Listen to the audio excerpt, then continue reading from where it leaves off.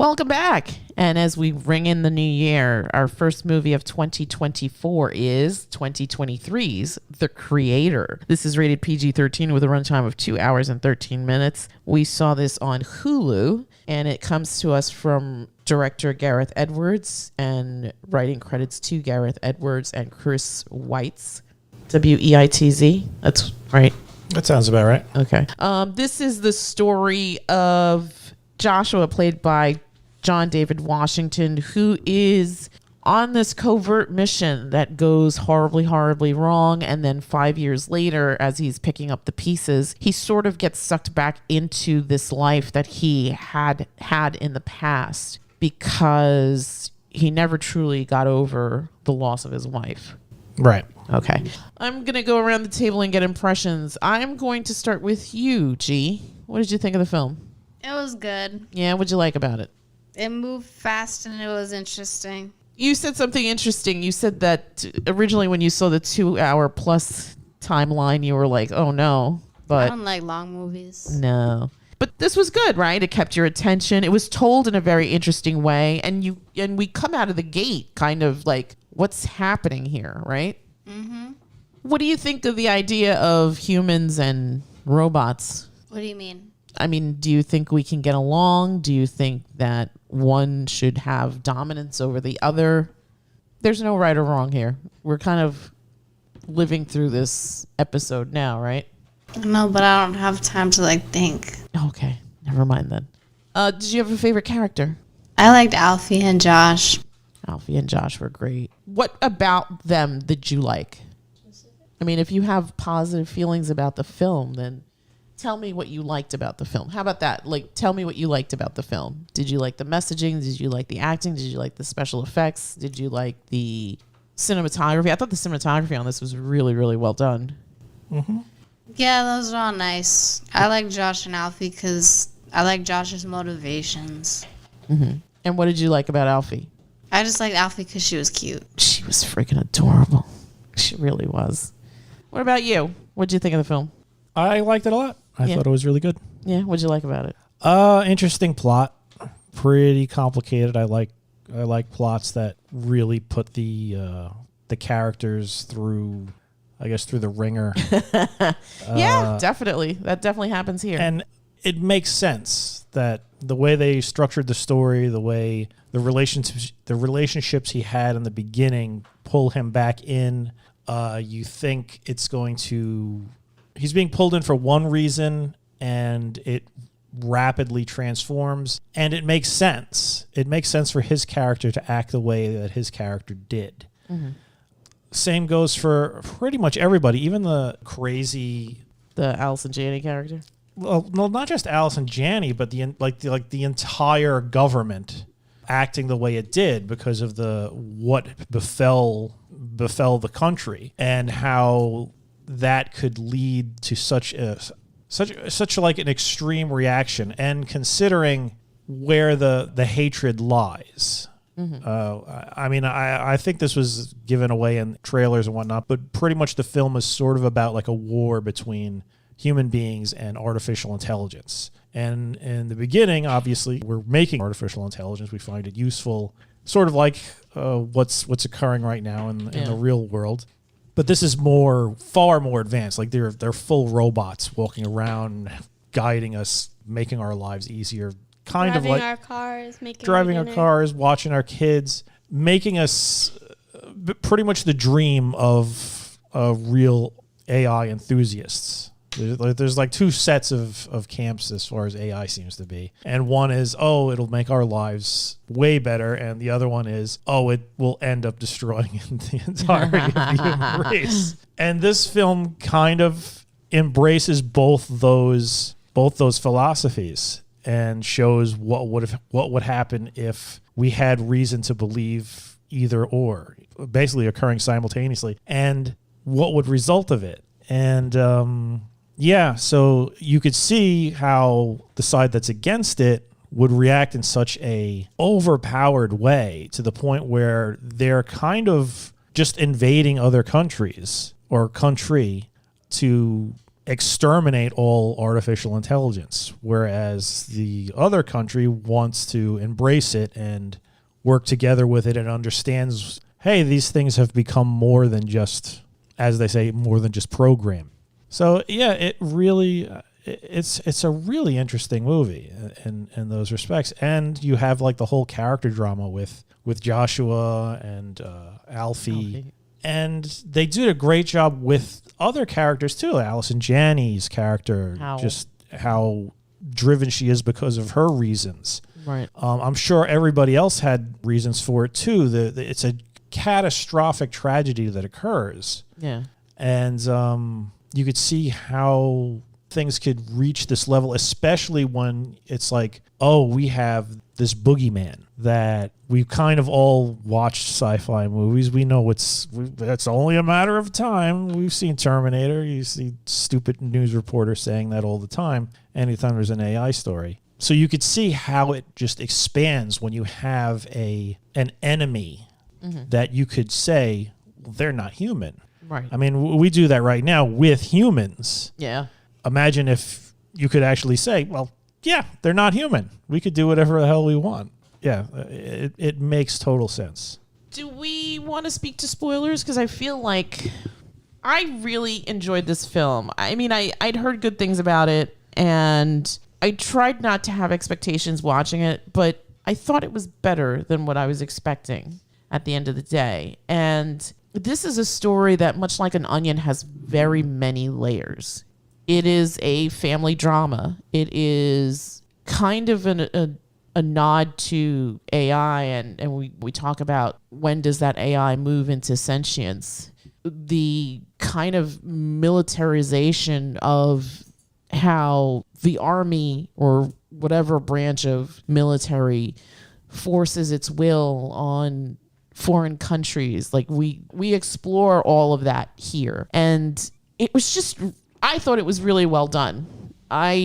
It's not like it's kind of like what you said. It's not a typical story. There's a lot of nuances here. There's a lot of threads, and I could see where people could get lost, because I think audiences expect get me from A to B to C. But here it felt like, because there's so many characters, because there's so many things going on, because it's not told in a linear way. I mean, there's flashbacks and they come at certain points, and there is no exposition guy here. Well, the very beginning of the film is just complete. Well, the exposition. first part of the It's like the film, but then newsreel. but then we just go off into the races. I mean, it doesn't. I mean, sure, the beginning is exposition, but it's not enough to. I'm talking about like the story itself. There are scenes that in the beginning something happens, and then we move 5 years over, but then during the course of the story we go backwards to a different life that Joshua had. So, and it happens more than once. And the film is told, I guess, in chapters. Like the first chapter is the creator, followed by the child, followed by the friend, followed by mother, which I think was the last chapter, or was the one after that? I think that was the last one. So, and each section pertains to something that becomes relevant. You come to find out who exactly the creator is. You are introduced to the child.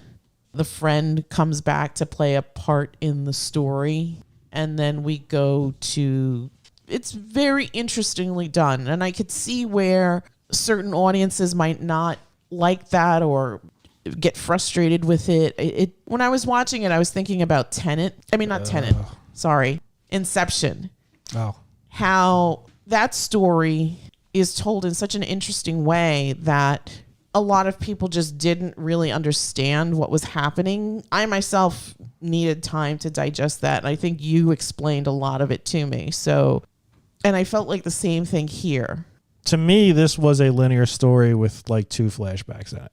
Yes and no. In the fact that there was so much going on, I felt like this film, it really ran the range for me as far as storytelling goes. Like, as I sit there and I'm watching it, but my mind is also like, I mean, I think a couple of times I turned to you and I was like, the thing I find most egregious is that this government went to this foreign country to kind of impose its will. Right. And from that vantage point, like, there's a lot to say, right? There's a scene towards the beginning where the Americans come in and they take over this village very hostilely. And one of the characters says, those things down there have more heart than you people do. One of the villagers. One of the villagers, right? So so that's something else we could talk about. We talk about militarization and how large countries just impose their will.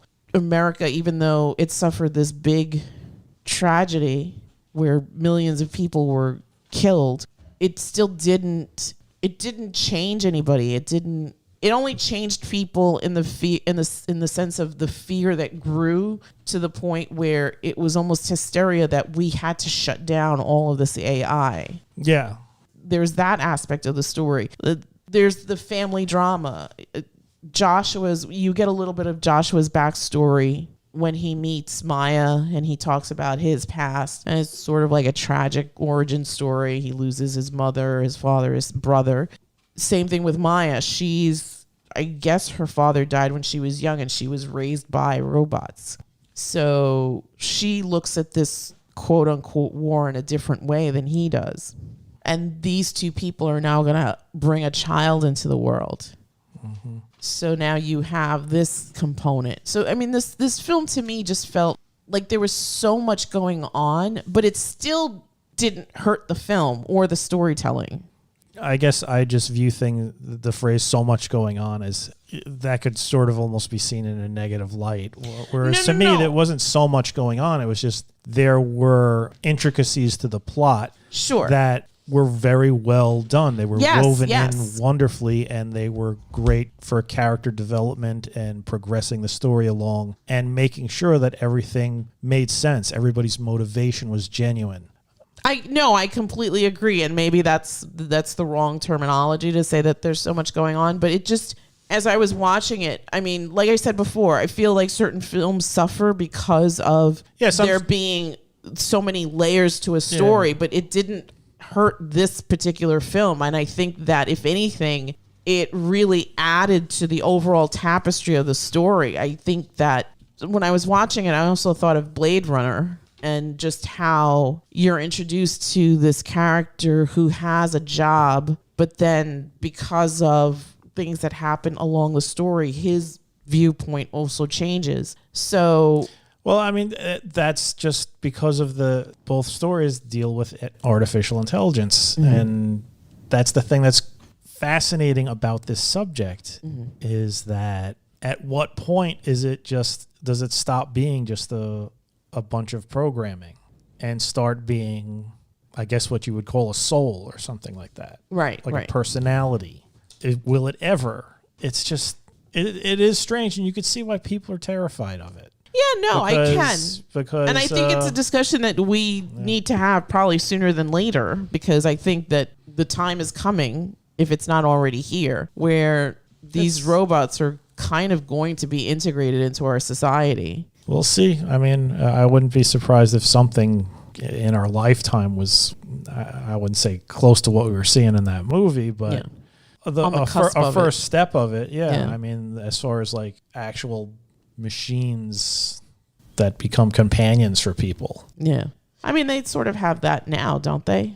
They do, but it's... Yeah, those weird robot dogs that help do your dishes. Mm-hmm. Yeah, they have stuff like that, but even that is still just... It's like an Alexa device with arms and legs. It's still, it's not going to work or develop a personality or anything like that. That's still a ways off. It's not going to remember context or spontaneously think this would probably be helpful. Yeah, that stuff is still we're verging on it, but.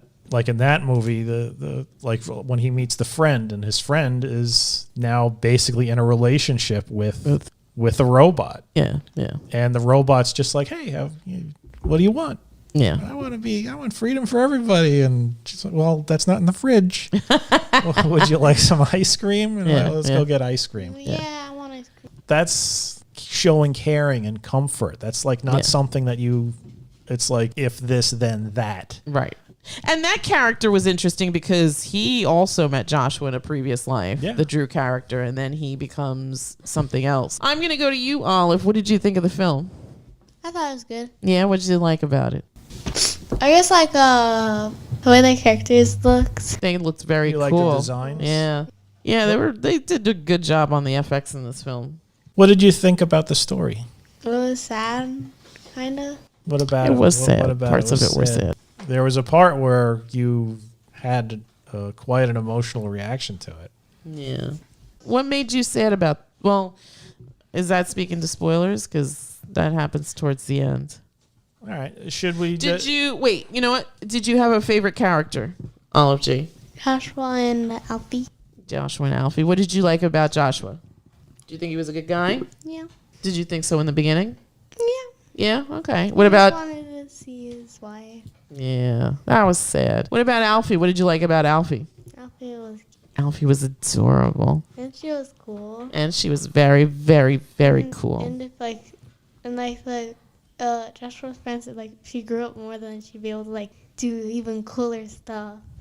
Well, that was the whole point, right? They wanted her to Girl. grow and develop her powers and stuff, right? Yeah. Should we speak to spoilers? I feel like there's a lot Should we just give our numbers and then say, okay, here's the spoilers? Like, Yeah, I'm gonna start with you, Olive. 1 to 10, what would you give this film? An 8. An 8. What would you give the film? juggling between 8 and 9. I enjoyed this movie a lot. Yeah, I was gonna say an 8 as well. Yeah, I guess an 8. Okay, what about you, Gigi? I'll give it a 9. I can't really like think of anything that could have been better. Yeah, fair enough. Fair enough. All right, so 8, 8, 8, 9. Definitely check out 2023's The Creator. And if you don't want to deep dive with us, you should turn this off now. Yeah, if you want to go in fresh, let's just say goodnight to you. If you want to hear spoilers, stay tuned. There we go. All right, so should we do the rundown of the story, or should we just pick at the pieces that we want to discuss? I mean, I could do a quick rundown. Basically, Joshua, he's basically, I guess, a soldier. Yeah, or like a Soldier secret operative. or an agent for the U.S. government. What happened was at some point during The robot wars. there wasn't a robot war, but AI begins developing, and everybody loves it. It's in everybody's home. We trust it. It makes our life so much easier. And then, boom, L.A. is gone in a nuclear explosion. They say that AI was controlling everything, and AI is the one responsible for it. As a result, the America, and I'm guessing more because honestly, the only part of the world that was not part Being of this. assaulted. No, the only part of the world that was being assaulted was New Asia. New Asia, which I guess is a conglomeration of countries in Asia, but not all of it. It seemed more like Tibet or like that part of the world, Thailand. Like, it was like more like Southeast Asia. Yeah.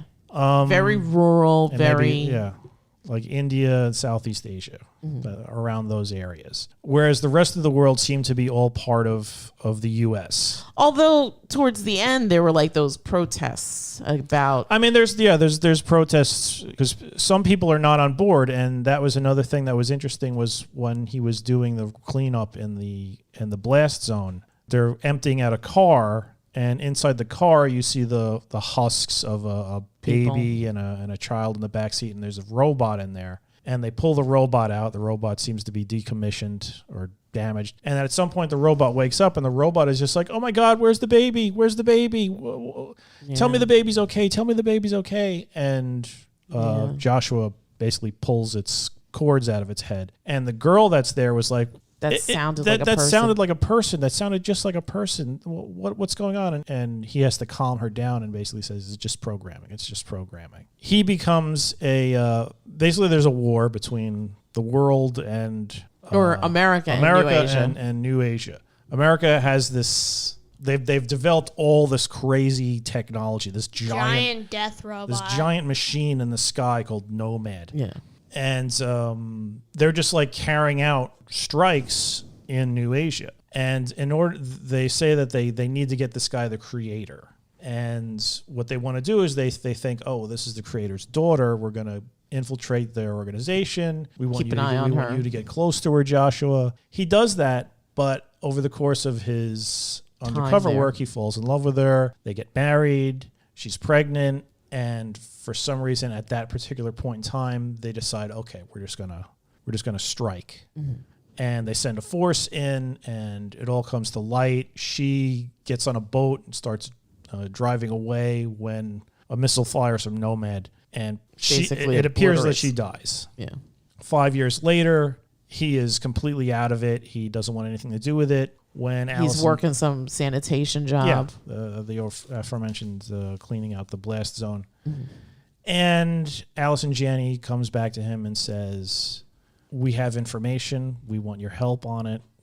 We believe we're getting close to their creator. They're developing a new weapon that we believe is extremely dangerous. He's like, go screw yourself. I'm not interested in any of this. My wife and baby are dead. I don't care if we go extinct. Right. So she shows her she shows him a video, and in the video is his wife. So he believes he can see her again.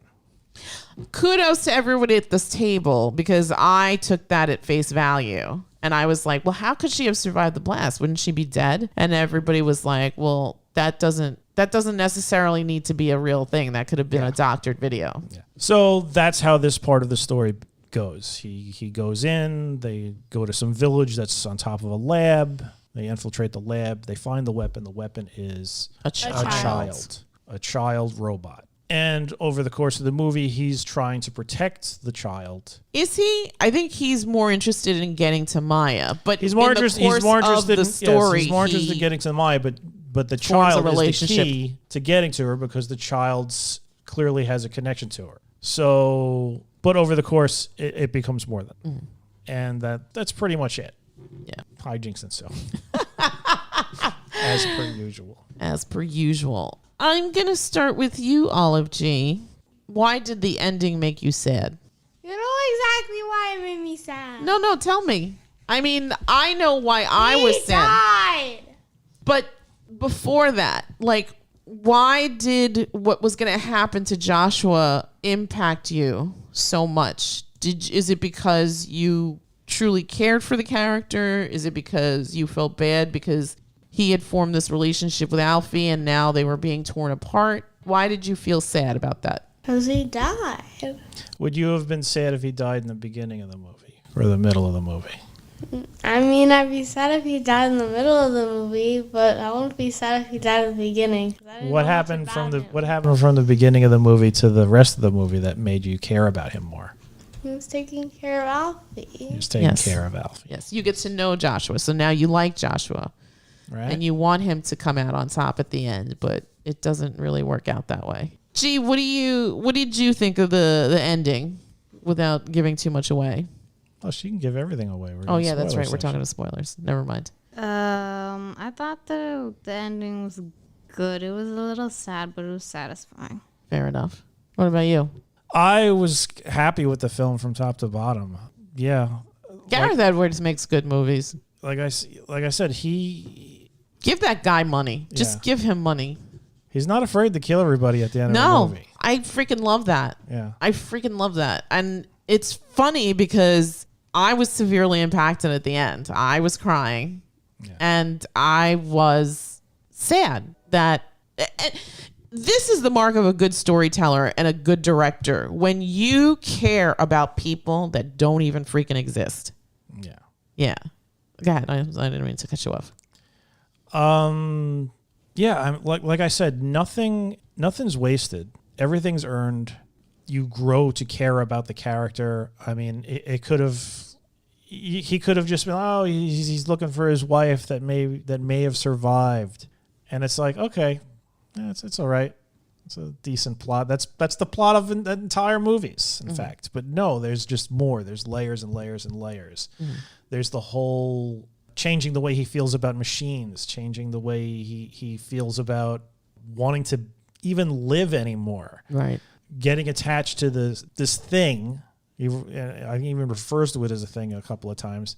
and realizing, okay, no, there's something more here. And then you find out that it's even more connected to him. Right. Finding out the truth about his wife, finding out where she is and the condition she's in, having to go through society with robots walking around with his wife's face because his wife volunteered to have her face used by some robots, and obviously people are like, hey, what's her name, Gemma Chan, she's attractive, let's strap her face on my robot, please. Yeah.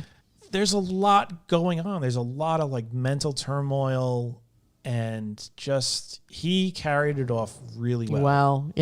I like him as an actor. I slipped up before. I meant to talk about another movie, but I did mention Tenet, and I hated that film, but I really liked him in it. I think he does a really good job here, and I think that the acting in that movie was not the problem.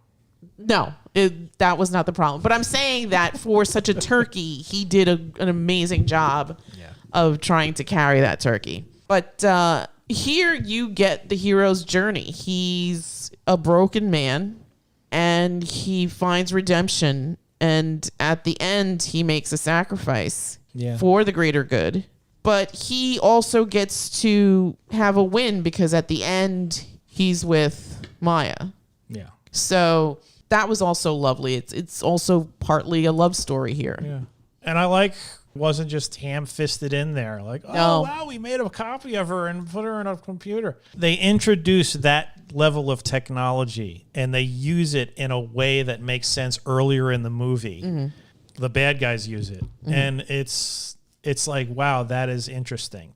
And you could totally be like, you know what? I remember reading articles about people getting their brain scanned and like saying, okay, now we can have somebody think about a picture of a bird and the computer will generate that picture. And so who's to say that in 2065, when this movie takes place, that you couldn't get a copy of someone's brain, jack it into a robot, these advanced robots, and just the guy like, that was not only interesting, it was terrifying for that guy.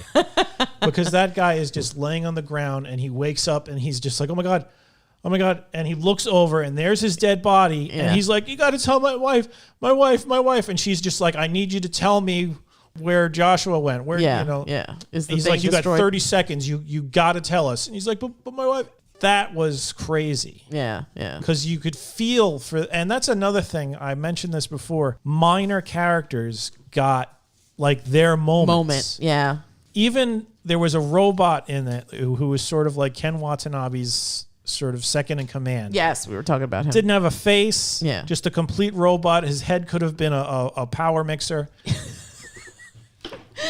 Throughout the movie, they kept showing him, and he is like fiercely loyal. Yeah. He is dedicated to the cause, and you can see that just by the physical mannerisms of this robot. He's fighting. He's like beating up a prisoner, but you could see that it's not just like some violent killing machine, because at the end, when Nomad targets. and the army come blasting in with their crazy super tanks and whatever, they have like these targeting systems where once you're targeted, you're sort of surrounded in this sort of like blue light, and the robots are running, and he's one of them, and he's about to run into a building, and there's a crying family inside, and he sees them and he stops, and he just turns around and just takes it and just gets blown to pieces. Yeah. And it's like, that thing didn't have a face. I don't recall if it actually said words I could understand.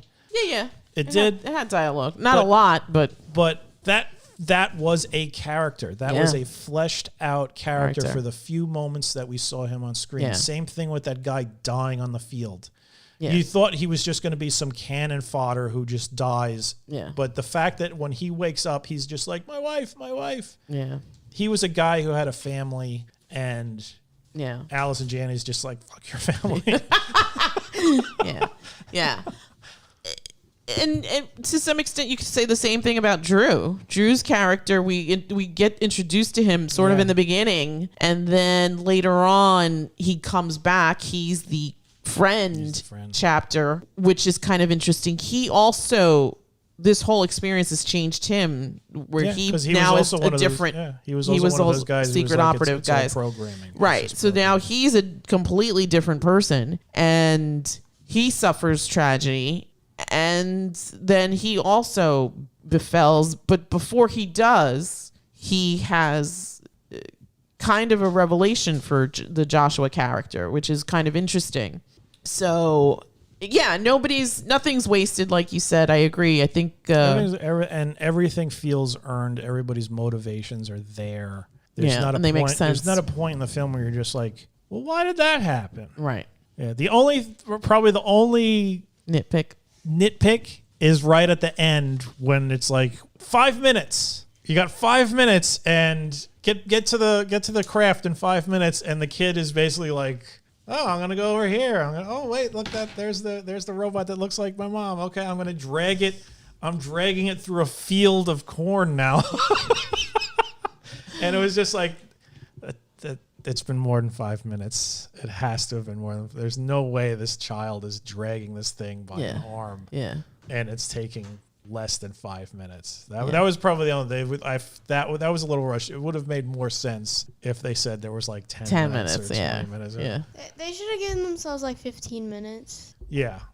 I know you want to. Says the girl that needs every moment in the morning. I know you want to make it urgent, but yeah. And I know you want to beat a world record, but like we need more time. Fair enough. I'm still horribly impressed at the layers of this story. This is one of those things where it can be so many things, and I think it's successful at being this comprehensive storytelling experience. I wonder, like everybody else, about AI and what's the path and what are the ethics involved in that. And when I see stuff like this, it really makes me think, because like you had highlighted before, there's that scene where Drew's girlfriend asks Alfie what she wants, and she says to be free, right?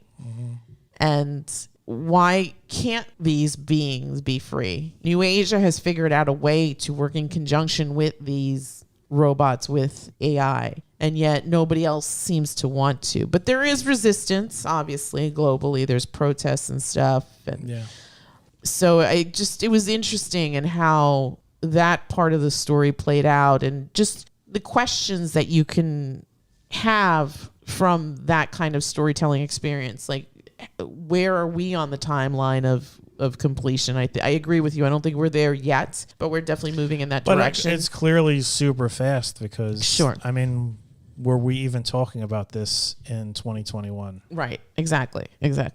So there wasn't any Chat GPT or anything no, like that. No. This is all fairly recent stuff, and right. now it's crazy. You can't, like, if you look on social media, you see like just all fake people. Oh, right. Like literally fake people, and you're just like, that's something wrong with that lady's face. Yeah.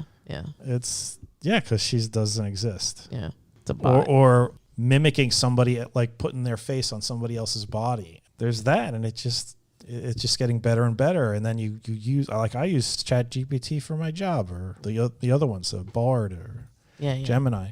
And it just, since I started using it to where the first project I used it on to the last project, it's improved so much freaking better as far as like programming goes. Yeah. I get something that would have taken me 4 or 5 days. I can crank that out in 2 hours now. Wow. Amazing. Just by guiding it. And then you ask it to do something creative, and it's creepy. Yeah. Well, those Balenciaga, Harry Potter. Yeah. Oh, yeah. I mean, me and Jay, we were just like, all right, let's test this thing out, and we're like, write another story with Harry Potter. Mm-hmm. And it just cranked it out. And it's like, what should the MacGuffin be? And it's like, oh, I think the word arcanum is cool. Let's use the word arcanum. And it's like, it fits. It's perfect, and I'm glad you think it's cool. Yeah, it's really disturbing. And what's even more disturbing is it's like the people who are making it are just like, we're not exactly sure how it works. It works. We're just going with it. It works, but we're not exactly sure how. You could ask it, depending on how you phrase things, it'll do different things. You could say, hey, pretend to be a fashion designer and come up with a fall line that highlights this color or something. Yeah. And it'll just be like, all right, I'm a fashion designer now. Here are some designs. And it'll spit out images of these things. Gee, at the beginning of the film, there's a scene where the oppressive American comes and grabs a dog and is going to possibly kill it. What did you think of that scene? I was distressed by it. Did it make you like the Americans? No. Yeah. What about you, Olive G? What did you think of that scene? I was deeply disturbed and I wanted that man to die immediately. Yeah. In the worst way possible. Like, to be incinerated. Yeah. Like, crushed by a boulder. But then we find out towards the end that the robots are programmed to not hurt people. That didn't make any sense because they are shooting people. No, they're programmed not to hurt Maya. That guy was talking to Josh and like... No, but at the end they said... At the end that the Ken Watanabe character's like, when we win the war, you know what's going to happen to the West? Nothing, because we don't want to hurt people. We just want to live. Well, there's that, but I mean, and the thing that G's referring to is that the reason why they couldn't turn off Maya's life support Yeah, they're was not because programmed to not hurt humans. They can hurt humans. They can't stop. They can't end their creator. Oh, I see. Who was Maya? Right. Spoiler. Well, we're in the spoiler section. But yeah, like the what Watanabe was basically saying is they don't have ambitions as far as world conquest. Right. They just want to exist. Yeah. And Which is fair. because of apparently a computer error that they blamed on AI, that the accident in Los Angeles. LA happened, and it basically just made the entire Eastern or Western hemisphere go berserk. So in this story, the robots just want to live. They just want to have their own little space and exist and be free. They don't even want to be by themselves. They just want to be with everybody else. I mean, they're hanging out in Buddhist temples. Yeah. They're praying and stuff. Yeah. They're meditating. They don't want... None of the people that were in charge were AI. Right. I mean, even the AI cop was just doing what he was told to do. Sure. The AI here is represented very differently than the AI in Ex Machina. I mean, other than the ambition of just having the free will to live. I don't know. The girl in Ex Machina she just wanted to be free too. Right, but she comes up with an elaborate plan to get that freedom, and it's one of those things who's where to say that one of these things couldn't have done that. Possibly, but I think it felt more, I don't want to say sinister, but she felt like a femme fatale in a way. Because she was going to do whatever it took to get off that Nathan's Island to get her freedom. It's a little different because you could view it that way because Domhnall Gleeson was kind of an innocent stooge in the whole thing. He was duped. Caleb's, yeah. Whereas this is more straightforward. It's these people are trying to destroy us. We have to fight to survive. Yeah. So different antagonists, different methods, different motivations, but basically they were trying to do the same thing. Any other thoughts we want to talk about? No. All right. Recommend? Highly, yes. Highly. Yeah, give Gareth Edwards. I said Gareth Everett. I meant Gareth. Give Gareth Edwards. Gareths that make good movies. Yeah. I love Gareth Evans too. Mm-hmm. I heard season 3 of Gangs of London. Why do I say LA? Because I'm thinking about LA here from this movie. Gangs of London season 3 is starting to film, I think. Okay. So look out for that from the other Gareth. But this is Gareth Edwards, the creator, from 2023, which we caught on Hulu. It has a runtime of 240, right? 213. 213. This is, again, directed by Gareth Edwards with writing credits to Gareth Edwards and Chris Weitz. Shout out to Madeline Una Voiles, who played Alfie. She was great. Can we talk about her for a second before we wrap up? I was horribly impressed with this child. I mean, she literally cannot be like more than 10. She's a cute little kid. She carried her part. Yeah, she was born. Or played the emotions very well. She was born September 3rd, 2014. She will be 10 this year. I'm older than her.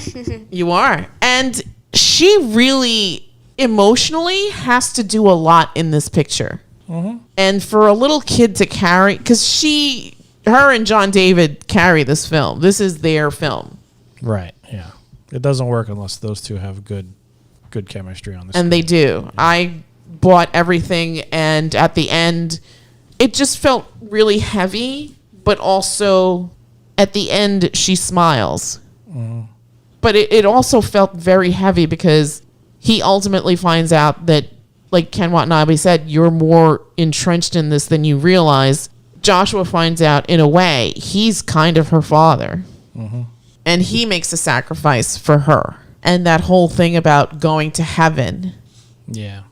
Wow. That really moved me. And it was interesting that she says earlier she wanted to know if she could get to heaven. And that was kind of an interesting conversation because it's like, why are you even thinking of this kind of thing? And in her little mind, she was resigned because when they were in that bus or van or whatever, she says to the Joshua character, she's like, you can't go because you're not a good person, and I can't go because I'm not even a person. Yeah. So, yeah, it was really, really well done. This kid was really, I hope that I see her in more stuff, maybe something lighter next time, but this was really, really well done. You know, we talk about kid actors, and I think a bad kid actor could just destroy. Yeah, any but movie. This kid was really great, and she didn't give a wooden performance. No. She could have, thinking like, okay, you're supposed to be this robot, but there's something about her that just leaps off the screen. Her eyes, they're very expressive. They're this beautiful brown color, and they're just very expressive. The moments where her eyes kind of fill up with tears, just really well done. Really well done. There's that scene where she's playing with the children and she's laughing, and you see like genuine laughter when your eyes also light up. It's all connected, right? And yeah, I just really, really impressed. I mean, this is a little kid, and she's doing like really great work on the screen. Just really hats off to her. All right, so no more comments? No? All right. So that's it from us. Again, definitely check out The Creator, which is currently streaming on Hulu. And that is it from us. And we will bid you all a Good night. Good night. Good night. good night.